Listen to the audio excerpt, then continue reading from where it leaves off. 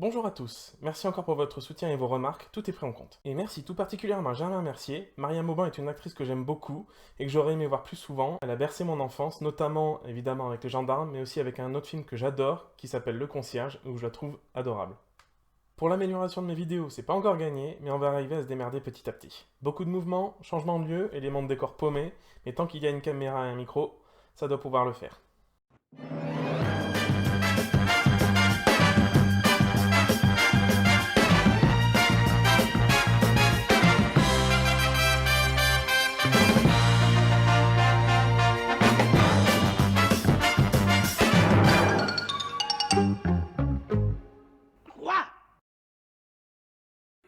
De longue date, je souhaitais faire une chronique sur l'adaptation de comics de l'un des derniers pontes de la BD américaine, et plus particulièrement de la maison Marvel, à savoir Stan Lee. Heureusement ou malheureusement, chez Marvel, il y en a du nanar. Et il se trouve que justement j'ai dans mon escarcelle non seulement un film de super-héros, mais qui en plus porte le nom de ce monsieur. J'avais tellement tenu à vous le proposer que je l'avais même soumis à vos votes lorsque j'ai préparé ma vidéo précédente. Vous vous rappelez plus?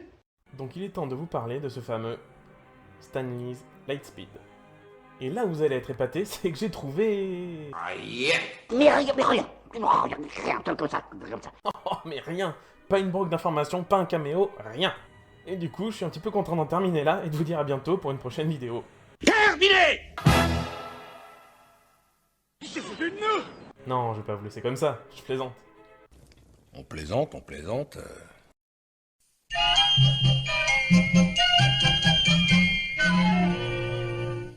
Mais rien, j'ai rien, pas une brogue d'infos, comment tu veux que j'arrive à faire quelque chose?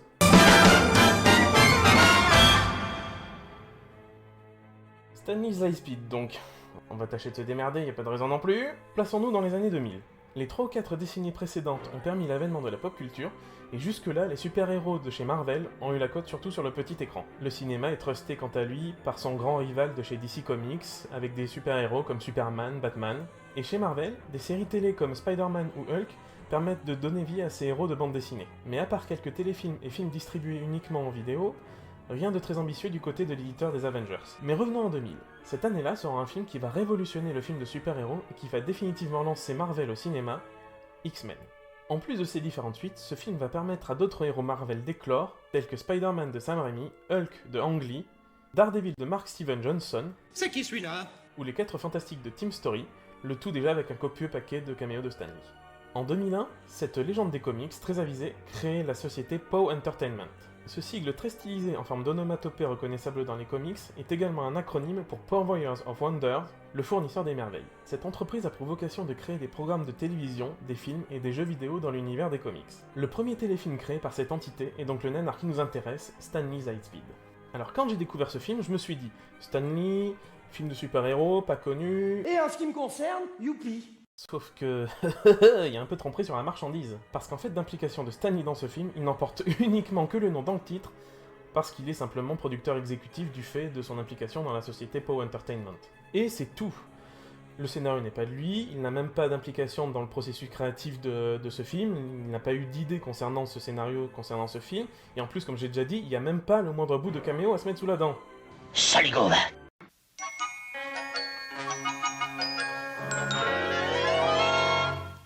Pour cette chronique, 4 points négatifs sont à relever.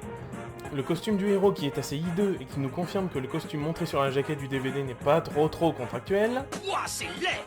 L'effet de vitesse pas franchement réussi qui nous fait penser plus à un gag de Benny plutôt qu'à un film de super-héros. Le cliché vu et revu du héros qui se fait toujours la main sur des braqueurs minables pour faire l'expérience de ses pouvoirs dans une scène à l'humour lourd. Quelqu'un sait où est la confiture? Et l'autre cliché du méchant qui kidnappe forcément la copine du héros.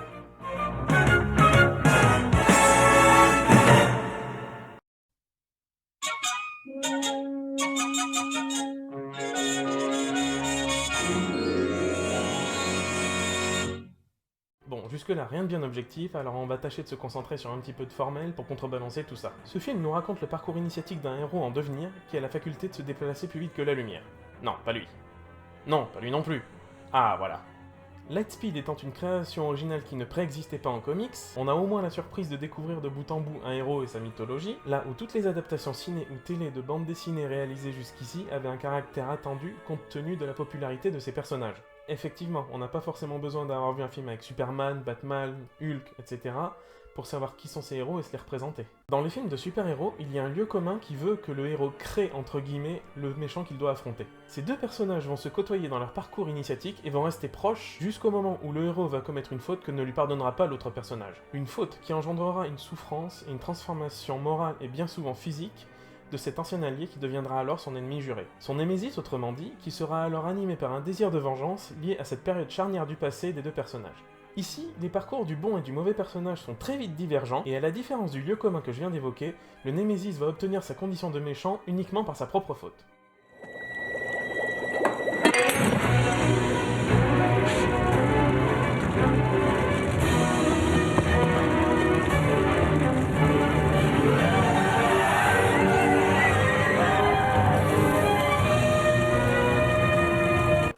À l'inverse là aussi de ce que je viens d'évoquer, c'est ce méchant, Python, qui va donner par sa faute sa qualité de super-héros au personnage principal.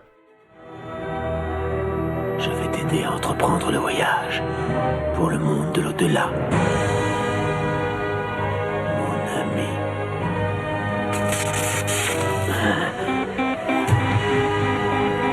Côté casting, le héros Daniel Lee alias Lightspeed est interprété par Jason Connery. Oui, le fils de... qu'on a pu apercevoir dans Doctor Who, dans un épisode datant de 1985, Oh, il est calme. et plus récemment dans 2 épisodes de la série Smallville. Le rôle de son ennemi juré, Edward alias Python, est tenu par Daniel Grodard.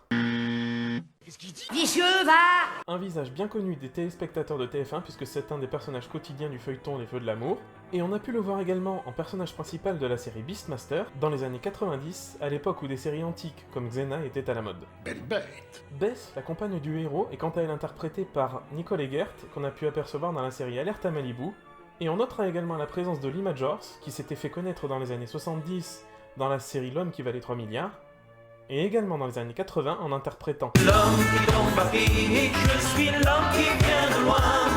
La ferme, vous. Ce qui est intéressant aussi dans ce film, c'est que malgré sa chronologie qui est très linéaire, il commence avec une scène pré-générique en forme de flash-forward, ce qui signifie dans le jargon cinéma que c'est l'inverse d'un flashback, une scène qui nous emmène dans le futur, afin que le reste du film nous emmène à comprendre l'événement qui nous est donné à voir dans cette scène d'introduction. C'est une scène d'attaque terroriste où justement l'action est dominée par la présence du super méchant, bien que le héros soit présent lui aussi mais complètement effacé, et traité de la même manière que les autres acteurs qui composent l'équipe des personnages habillés en noir. Le film a été diffusé aux États-Unis le 26 juillet 2006, il y a 13 ans jour pour jour, et pour terminer sur une des rares infos que j'ai réussi à glaner en préparant cette chronique, il est vrai que les nanars ont en général un budget très modeste, mais il semble carrément, d'après un article biographique que j'ai lu sur Stan Lee, qu'à Salt Lake City, où le film a été en partie tourné, il y a des acteurs et techniciens locaux qui ont tenté d'intenter un procès contre les producteurs du film, donc indirectement à Stan Lee, entre autres, car ils n'auraient jamais touché de salaire. J'ai pas trouvé moyen à mon niveau de vérifier si cette info est avérée, mais enfin, si c'est vrai...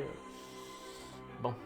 Voilà, cette chronique est terminée, sa préparation a été beaucoup plus laborieuse que j'aurais pu l'imaginer, mais j'espère avoir réussi quelque chose de potable, et j'espère que vous aurez pris autant de plaisir à la regarder que moi à la préparer quand même. Merci aux personnes qui m'ont aidé dans cette préparation, elles se reconnaîtront, et je vous dis à très bientôt pour une nouvelle chronique. Bye bye.